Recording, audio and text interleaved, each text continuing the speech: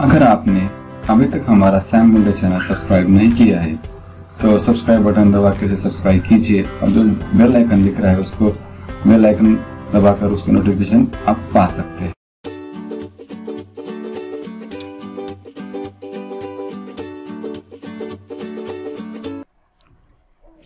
नमस्कार दोस्तों, स्वागत है मेरे चैनल पे। मेरा नाम है सैम मुंडे। आज हम बात करेंगे कि HDFC के बारे में। आज हम बात करेंगे कुछ ऐसे मैसेज मुझे मिले कि मोबाइल बैंकिंग एक्टिवेट करने के बाद, रजिस्ट्रेशन करने के बाद, लेकिन कुछ ऐसे एरर आ रहा है कि मोबाइल बैंकिंग जब ट्रांजैक्शन करते हैं, हम थर्ड पार्टी ट्रांजैक्शन करते हैं, किसी को पैसे भेजते हैं, तब ऐसा कुछ एरर आ रहा है कि एप्लीकेशन नॉट अलाउड या नॉट सपोर्ट, ऐसा कुछ एरर आ रहा है। इसे तो मुझे लगा कि इस बारे में थोड़ी सी मैं आपको जानकारी दे दूं।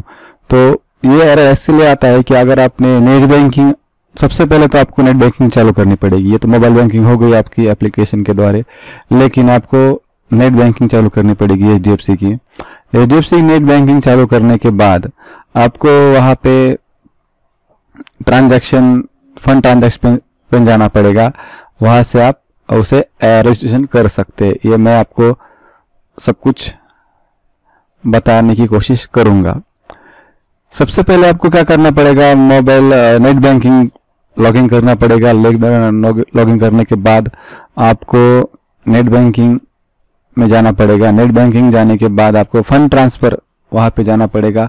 वहां पे अपना जाने के बाद ये प्रोसेस पूरी करनी पड़ेगी। तो चलिए, क्या प्रोसेस है क्या नहीं है हम जरा देख लेते हैं। यहाँ से मैं लॉगिन पे क्लिक कर लेता हूँ। तो चलिए,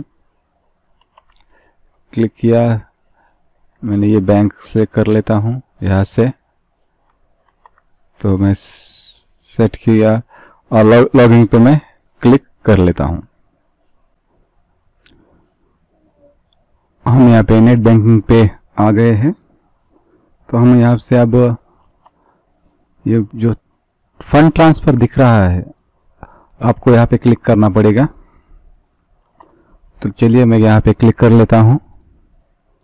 अब मैंने तो यहाँ से रजिस्ट्रेशन किया है, लेकिन आपको क्या होगा, अब जब पहली बार आप ओपन करेंगे और नेट बैंकिंग, तो आपको ये रजिस्ट्रेशन के लिए मांगेगा। इसमें आपको ATM के जो आपके 6 डिजिट नंबर है वो डालने पड़ेंगे आपको।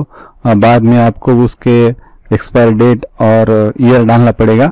बाद में आपको उसका पिन डालना पड़ेगा और आपके मोबाइल पे एक OTP आ जाएगा और OTP के डालने के बाद आपका ये transaction successfully, third party transaction, ये आपका एक्टिवेशन हो जाएगा।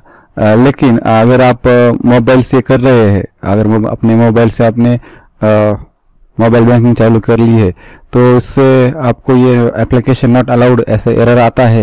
ये इसी कारण से आता है। अगर आप ये नेट बैंकिंग जाके आप थर्ड पार्टी ट्रांजैक्शन अलाउ करते, रजिस्ट्रेशन कर लेते हैं, तो आप आसानी से आप मोबाइल से भी ये सब कुछ कर सकते हैं।